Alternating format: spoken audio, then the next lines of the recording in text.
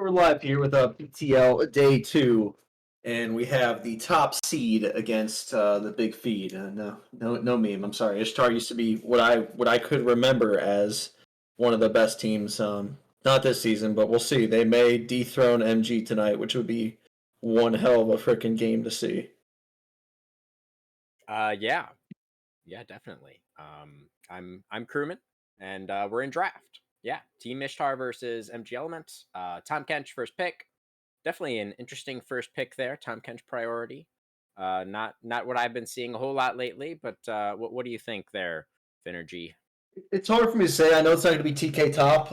I have seen on some of the LCS plays, seen TK make his way back to support, which I'm assuming it's because he has good roam potential with his into the depths, but the fact that you can't really eat anybody or consume them unless you're using your ults does make things a little bit more cumbersome for saving your ADC in lane.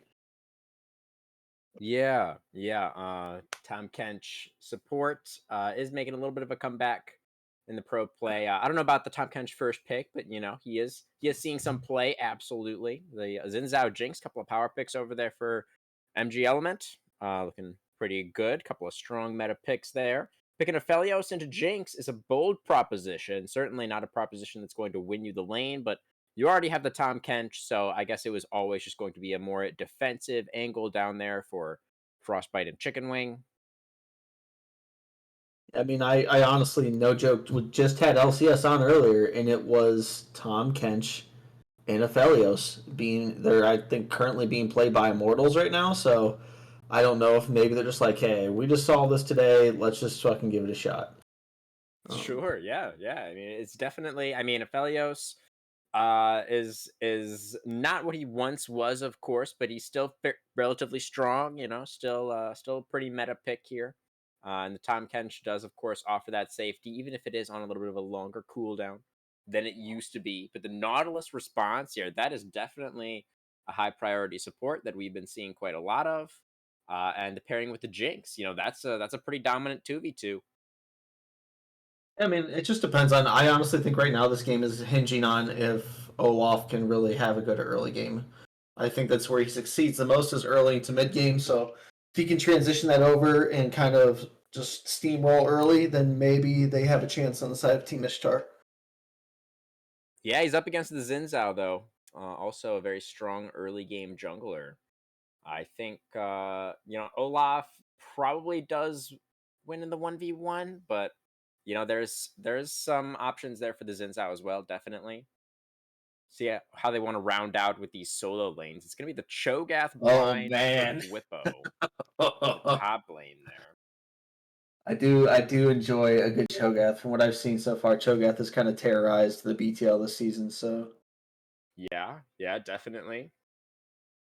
Cho'Gath's been doing some work. Mordekaiser also has made a lot of appearances, I think. Interesting pick into the Cho'Gath there. I guess the Mordekaiser probably should win out early at least. And then we have the Zilean last pick here. Looks like that's going to be a Zilean mid lane Finergy. Zilean mid, what is going on here? Yeah, for Face of the Win. Find some stats on that. Did play a Zilean game. Actually, it's Face to the Wind's most recent game is on the Zilean, so it's something that he has been practicing a little bit. Actually does have quite a high win rate on this pick, 69% across 16 games. So 69. solid. Yeah, nice, right? For most of us, 69 to 16 is a little fresh in my memory, but yeah, sure. Of course. But yeah, definitely a strong scaling option to round out the composition of Team Ishtar here. Although it does seem like a lot of the damage is going to have to come from this Aphelios. Yeah, I honestly do like the draft on the side of MG more, though, to be honest with you. And why is that? I just like the composition overall. I mean, Jinx is really good, I think, for that composition. It allows Cho'Gath and Nautilus to kind of be up front and allow her to sit back and not really have too much of a threat other than to get like directly on her unless she gets Zillion stunned or pulled into the death round by Mordekaiser, I think she gets to pretty much control the fight how she wants to. Yeah, absolutely agree. I mean, there's a reason that Jinx has been so popular in the meta for so long now. It's just because she can so consistently carry in those late game team fights. And she does have, like you were saying, an absolutely fantastic front line to help her out here that has been drafted by MG Element with the Nautilus and the Cho'Gath, even the Zinzao, going to be able to create so much space for Out of Blue to really pop off once he does pick up a couple of items, hit those power spikes. I do like Vladimir as well because if he gets any type of lead, I mean, even if not around 40 minutes, he just becomes a huge threat. So Yeah, and it somewhat matches the scaling of the Zillion, right? It's another very strong scaling pick there. So even if you aren't able to dominate face to the wind in lane, it's still a strong carry option for Venom over here.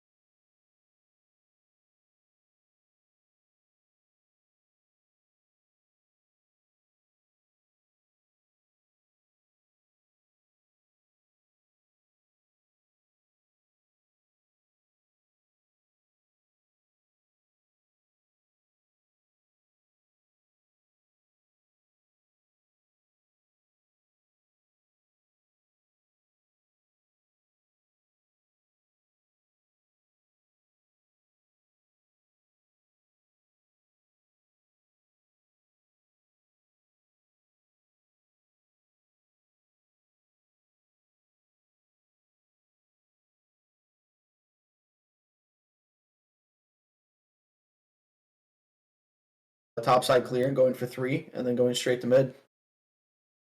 Yeah, definitely. That's interesting. Going to be both junglers actually starting towards that top side. Going to be pathing down away from that Mordekaiser Cho'Gath lane. Both of those guys did take the teleport, so not surprising by any means, but just kind of confirming that these guys are going to be playing it a little bit slower, not necessarily looking for the 1v1s in lane.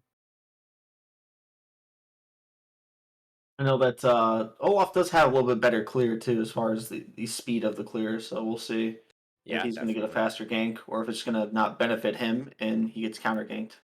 This is interesting. Runner 90 just did red buff and he's looking straight mid now. The Oh level my 2 gosh! Xin gank is not super common. I wonder No. which skill he hasn't taken yet. It's kind of tough. Zillion's playing fairly far back here, fairly respectfully. Not really exposing himself. Level 2 for the Jinx Nautilus down here. That is going to be the engage EQ, but the Zillion is A just lot of able to wasted walk time. out. Yeah, that was a lot of time from the Zinzao. He's on 1 camp still. Olaf is on his 4th. And already clears faster, like you were just saying. So definitely significant advantage for Voperto in the jungle here early on. And I think that Zin knows that. That's kind of the whole reason he was trying to make an early play. Yeah, it makes sense, right? It's more okay. 1v1 in the top lane, actually. Tygoon fully stacking the Conqueror. Rupture will connect, so does the Obliterate, but Gwippo just barely able to make it underneath his tier 1 with about 200 HP, forced to chug through that health potion. Tygoon with the Mordekaiser, is so strong when he hits that level 3 mark. The trading power is just so strong with this champion. And Cho'Gath really feeling the pain there. Nice little double bomb in mid lane. Yeah, that was one of the bigger concerns there, not being that early help. Olaf is going to go for a Oh play down here in the no! bottom lane. He's level 3 still, but it's a 3v2. Nautilus is a little bit caught out here. He's going to get cut down. First blood going over to the Tom Kench out of blue, now flashing away. Will be able to keep himself alive, but that is both summoner spells, all of the summoner spells removed from the MG element bottom lane, and a great early look from Voperto. And kind of ish across the map. Team Ishtar just applying that. Kind of ish. Yeah, just able to take 5 camps into the Scuttle Crab, into the bot gank, and that's a flash into the Graviton. Oh Tom Kench no! going in for the engage, and out of blue is out of here. That's 2 kills now, going over to the bottom lane of Ishtar. Oh, I'm really curious to see how they're going to bounce back from this. Yeah, I mean, MG Element, we certainly can't count them out because they have had such a strong showing, but they're down 2,000 gold very early on here. And they didn't play last week. I believe that match got rescheduled, so maybe they're a little bit rusty here, Finn. Maybe they're just they weren't ready for this matchup here tonight. That is a possibility. They could have underestimated their opponents also potentially. MG, major grief. That's the element that they brought to us tonight. It's still early. It's still early. We're only at 5 minutes. But I like the flame. Keep it coming, Finn. I like it a lot. That is Tygoon going for another big trade here, but he is into the minion wave. He does have his jungler here. Whippo still had the flash, but the flash follow from Voperto needs one more auto, and he can't quite find it. The flash into the obliterate. Tygoon will secure the kill, but he will get traded back and expended his own flash for that. So both top laners using the flash, both top laners getting a kill. Though it looks like that minion wave, I believe, should still push towards Tygoon. I do like these early wards that they have around the Ishtar side because I know that right now, they want to keep some type of presence as far as, their knowledge of the map and knowing that Xin Zhao is not there to counter gank them to keep applying that early pressure that they have. Yeah, definitely important to maintain that vision control. Lots of good wards coming down from Ishtar. Element does have that control ward in the river now. They do not want to fall prey to another Olaf gank. And that is what that ward is there for. Nice Death's Oof. Grasp. But Gwippo still fairly healthy for now. That's the level 6, though. Just ticked over for Tygoon. Cho'Gath really going to have to back off now, and he was not able to get that crash in. So this is actually in danger of freezing for the Mordekaiser. He could actually deny a lot to the Cho'Gath here, and Runner 90 is nowhere near.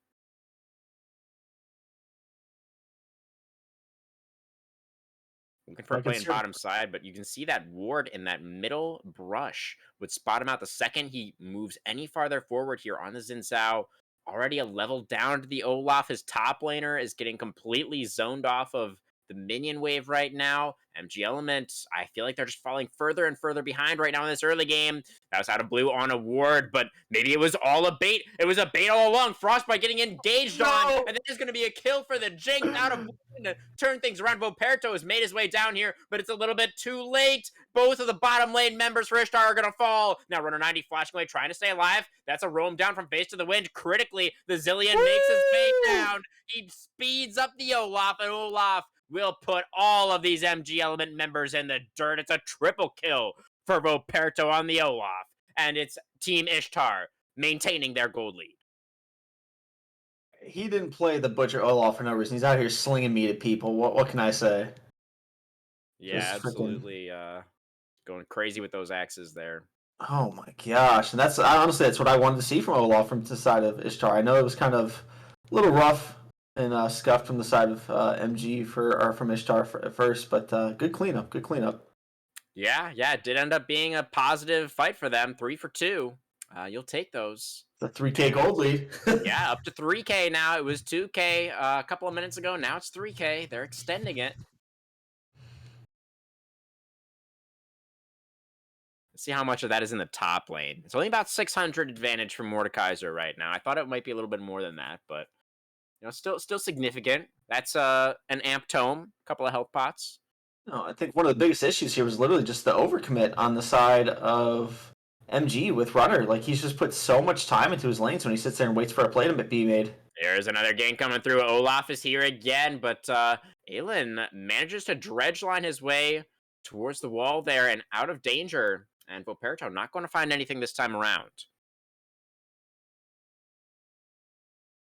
A double bomb going to land there, face to the wind, going to get underneath the tower. Looks like the junglers are going to potentially trade neutrals, although with this top priority, Tygoon is going to roam down here and put a stop to what Runner 90 is trying to do up here in the top river. Cho'Gath is also walking down, but with the Death Realm available, Tygoon absolutely more than capable of going for the 1v2 if he wants to. Herald down to about 50%. Olaf is making his way up here as well. Gonna go for the Death Realm onto the Xin Zhao 2-level advantage for Tygoon. Oh, and he is just gonna beat Runner 90 over the top of his head. One more Q is gonna finish him off. There it is. And Gwippo now, the Herald did not get down into Cho'Gath chomp range. And now it's going to be the Void Monster that is cut down. Smite comes through. I believe it was the side of Ishtar able to secure that Herald. Yes. And now is in Voperto's back pocket. It's tricking the wing, trying to do some peeling, but Frostbite gonna get shot down. It's out of blue, completely out of pocket now on this Jinx. He's running out of mana. I don't think he has enough for any more rockets. It's gonna be the Tahm Kench getting away, but the Aphelios getting cut down once again, and out of blue, maybe the only hope for MG Element here in game 1. He is down a little bit of CS, but he does have the advantage over Aphelios, so I think Olaf's just too far ahead, so I think that if he just keeps applying this pressure, what do you think that MG's going to have to do here? Yeah, I mean, Olaf is such a tempo-based champion, right? He's so strong in the early game. When he finds an advantage like this, there are very few champions in League of Legends that are better equipped to extend that advantage and just snowball that lead into a destroyed Nexus.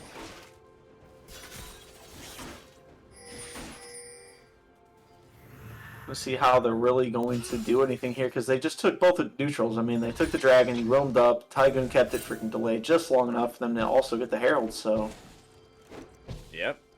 Both neutrals going over to Ishtar, and Voperto looking for a play onto Gwippo now. That's the first undertow going to connect. Has the Ragnarok available as well. That's a flash away, but Gwippo is not going to get himself to safety. He will fall once again. Tygoon now picks up number 3. And looking like this may be just the play for that tier 1 tower. I think Voperto might hang around here and just drop Shelly up there in top lane. I think, that's clearly the lane that you're playing for at this point if you are the Olaf. The only question is if you actually want the laning phase to continue a little bit longer here. So you can Zinzao thought he could defend that tower, and that was actually not allowed. It's not something that he was able to do, and I will die for it.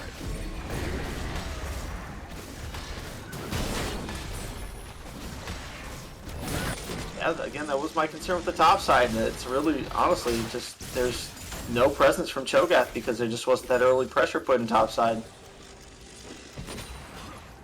Yeah, it was just the Mordekaiser from level 3 on, right? We saw very, very early on Tygoon getting those very favorable trades into the Cho'Gath and really just bullying him out of that lane. That is going to be the Hemo play coming down, face to the wind. Does have the Chrono Shift, though, not casting it. He knows that he's fine. There wasn't enough damage to finish off the Clockman.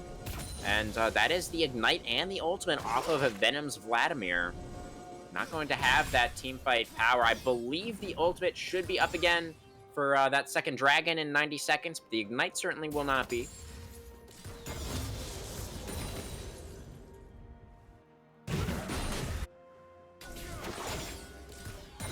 Do you expect, Finergy, do you expect the side of MG Element to put up any kind of contest for that that next dragon, or do you think they're just going to give it up? I think, honestly, just the way the lane pressure is right now, there's nothing in their favor on the map. So I think really they just have to give it up, and if anything, maybe fight for Soul Point.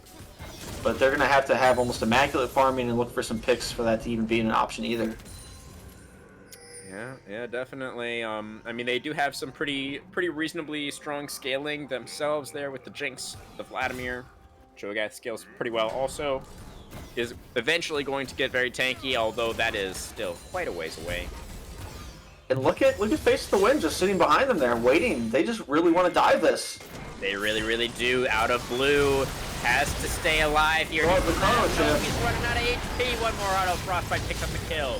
Now it's going to be the Zinzao who's in a lot of trouble. Already used the Crescent Guard. He gets cut down and devoured by the Catfish. And now Aelin underneath the tower, gonna get cleaned up as well. It's just a complete bloodbath, a slaughter of all these MG Element members down here in this bottom lane. They're just running in one by one, a little line of toy soldiers, and they're all going into the furnace here, Finergy. All gonna get melted down and turned into gold for the side of Team Ishtar, extending that advantage to almost 10,000 Finergy at 14 minutes. Kind of just left it all here. I've never seen MG play. I know Ishtar from just kind of the veterans out of these two teams, and they're just kind of proving that. They're proving that they have the synergy to play well together versus maybe, I don't know what the elo is on the other side of MG, but MG, I expected to really just kind of roll over this. And yeah, I think we all expected a little bit more coming out from MG Element. They're just getting completely steamrolled right now in game number 1. Like, it is not even remotely close. I mean, you've got, what, an 11k gold lead almost right now? It's a little bit over, it's about 10 right now, but it's getting there. I just think farm and pray that this gets to a scaling game, because if not, I don't know where they can really go. Yeah, I mean, it's tough, right? Because you do have some strong scaling, but you're against a Zillion, arguably, you know, one of the best scaling champions in the entire game, and it's just going to be really difficult. Although, if you do manage to shut down this Aphelios in those later game fights, I mean, Olaf will fall off. He's still really strong right now, but eventually Voperto will fall off a little bit. He does have a Zillion to speed him up and kind of mitigate one of that major weaknesses of the Olaf in the late game, which is, of course, his inability to stay on priority targets. But even with that Zillion speed up, you know, the Olaf is not going to be as much of a threat once we get towards 25, 30, 35 minutes, assuming, of course, we can get that far. It's right now looking like it maybe more like a 20-minute game. As Ishtar is just insanely far ahead. They don't have a lot of their other options. I mean, once you use Ragnarok that late in the game, I think you just get cut through way too easily is the issue. That's Venom going in, dropping the Hemo Plague, but immediately forced to pull away. See, Aphelios going to get devoured by the Chicken Wing, and he's going to be completely safe. That's the Death Charge, but only onto the Tom Kench. And that's Runner 90 going in. Oh, Crescent no. Party is going to They do get a couple of kills, actually. That's the Olaf falling. That's a big shutdown, and that is going to be out of blue falling. Oh, and there's the big pop-off from the Aphelios Frostbite, saying, yeah, I'm the win condition, and I've got this. Picks up a triple kill to finish off the team fight. They're going to pick up the tier 1 afterwards, and that was a 4v5, by the way. Mordekaiser wasn't even there. I was just about to say that. I'm like, it's not looking so hot. I mean, I'd say stay frosty, my friends. Yeah, that was a very close fight, though. I will say, for the gold lead that exists in this game, and you know, Venom's initial engage did not look super promising to my eyes, but you know, they ended up making that actually a very, very close fight. I wish we could have a replay of it, honestly, because there were a lot of low health bars there. Oh no, it was close. At the end, I believe it was the chrono shift onto the Aphelios that actually allowed him to stay alive till the very, very end there and pick up that triple kill. And it was, of course, the Tahm Kench ultimate used on Frostbite as well to open that fight. So all these defensive tools from the side of Team Ishtar are utilized very, very effectively there. But even still, it was extremely close. It's really interesting. Yeah, I know we have one of our other great casters saying that don't hate on MG. I mean, that's his team and he likes them. But right now, again, I do agree that the expectation was it was set so high that I was really expecting a better performance out of the gate. So we'll see. It's a best of 3. It doesn't mean it's over yet. Oh, it's far from over. Checking the wing, he is going to find Nautilus here. And he will manage to escape underneath the tower. The Nautilus will survive. It will cost him his flash. But, you know, good look from Chicken the Wing. They're going to go for the Harrow drop now, but that's an engage coming out now from the Nautilus. Death charge onto the Tahm Kench again. Nautilus running out of HP. He will be the first casualty. Hemoplate comes down onto 3, but Venom forced to run immediately. And Tygoon is here this time around. That's a big old Mordekaiser. He is the lord of the realm of death, and all on MG Element are his subjects. They will get aced underneath their tier 3 tower, and it will be that 20-minute game that I predicted after all. I have a correction here. He's actually part of Team Ishtar, so yeah, I don't know. If Team Ishtar plays like this again, I don't even know if it matters top seed or not. There's just such good cohesion. So dominant from the underdogs here tonight in game number 1. 19 minutes. 27-6 against the number 1 team. Absolutely insane. I gotta say it. I mean, I know Frostbite is doing all this damage this game, but I almost feel like Voperto deserves the MVP because he just made so much happen on the game, around the map. Yeah, I mean, he found that early triple kill in bot lane, and he did not look back. Yeah, he had just for reference here after the game, folks, he literally had almost double the gold of Runner. It was off by like maybe 300 gold away from being double his gold. So that's actually insane. Pretty nutty. Definitely a very strong performance from Voperto there. You said he was your MVP for game 1?